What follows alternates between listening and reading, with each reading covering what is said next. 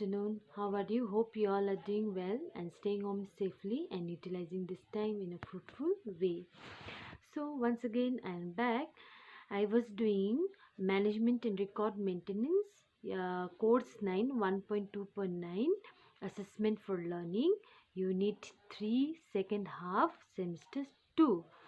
So, before starting, let me introduce myself. I am Nilima Rai, Assistant Professor, Pragati College of Education, Dagapur, Salbari, Silguri.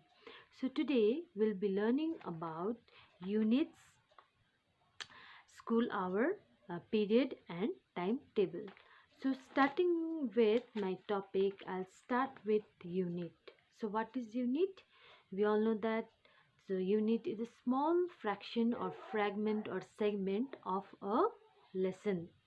So what is unit? Unit denotes the number of classes, grade along with the number of sections allotted for each grade or class.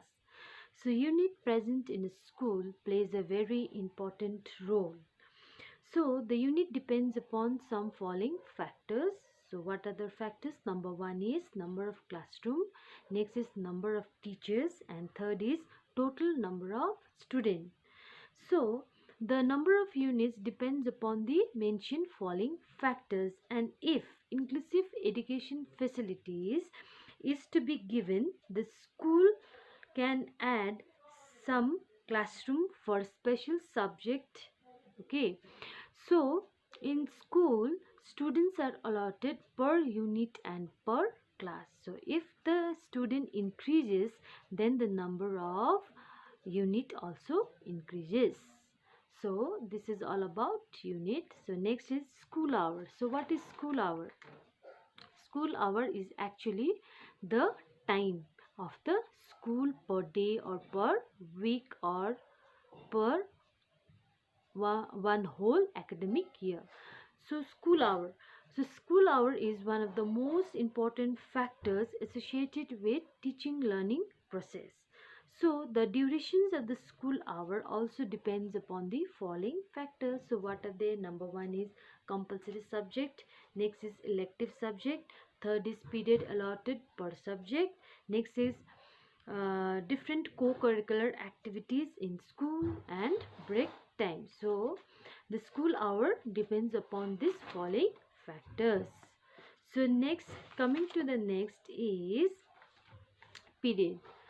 So for proper teaching learning process, a school the for proper learning process of a school, the durations of the period is very much essential. Without period, we will not be able to know what is going to be the next, or what assignment is to be done in the next period.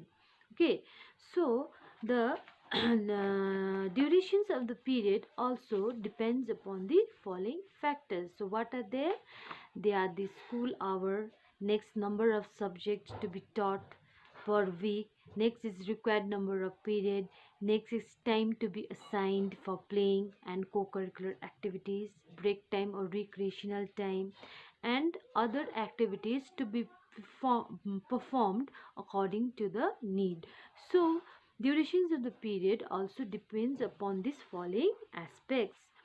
So if we talk about period, in a routine, the periods are divided according to the need of the school or the need of the subject. For example, usually in a school or in education institution, the particular period is divided into like 7 classes or 6 classes according to the need of the school or the subject. For example, in first period, usually what do we have? We have assembly, and after that, what do we have? We have first period, time for recall, and then next is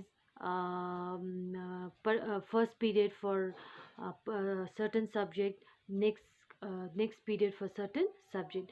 So usually this time is divided into 40 to 45 minutes, so according to the needs of the subject. Okay, then after that we have time allotted for subject. Then in between we have lunch break or short break, that also is allotted in the timetable, that is 10 minutes for short break.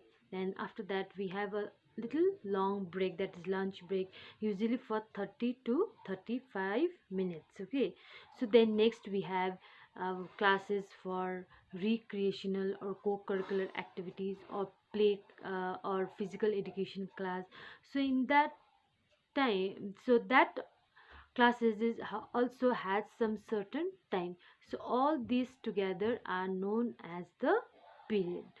So what I discussed today or now is a very easy topic that you can write, but still I gave you a brief idea about units, then school hour and periods. Okay, so next I'll be doing a little bit about timetable. So what is timetable?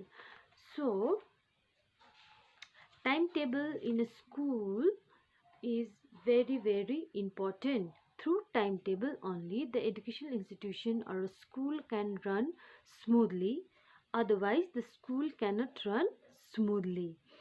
So, what is timetable? Timetable is a chart where all the activities of the school are indicated. So, if we see, timetable occupies a very important role in a school because it determines the whole program to be carried out in a particular institution. So, it is a timetable through which the school functions very smoothly. So, to run a school, a good timetable is very important. So, usually, what does timetable shows? Number one, the school timing, without which we will not be able to know. So, when we have to come and when we have to go. So, yes, what does this show? Timetable shows us the school timing. Next, the timing for the assembly, then the timing for the roll call, then the timing to work, then also rest time for teachers and the time for the teachers to work. Next is room to be used in particular time for particular subject. Next is recreational time, break time, yes, time for co-curricular activities, game time and library time. So all these are shown in a timetable. So in short, we can say that timetable is a schedule which tells us about what is being done at which period by whom and where it is being done at a particular time. So on my next class, I'll be doing importance of timetable, times of timetable, principles of timetable, and the role of the teachers. So, hope you got some ideas about units, school hour, period, and a little bit of timetable. So, thank you all.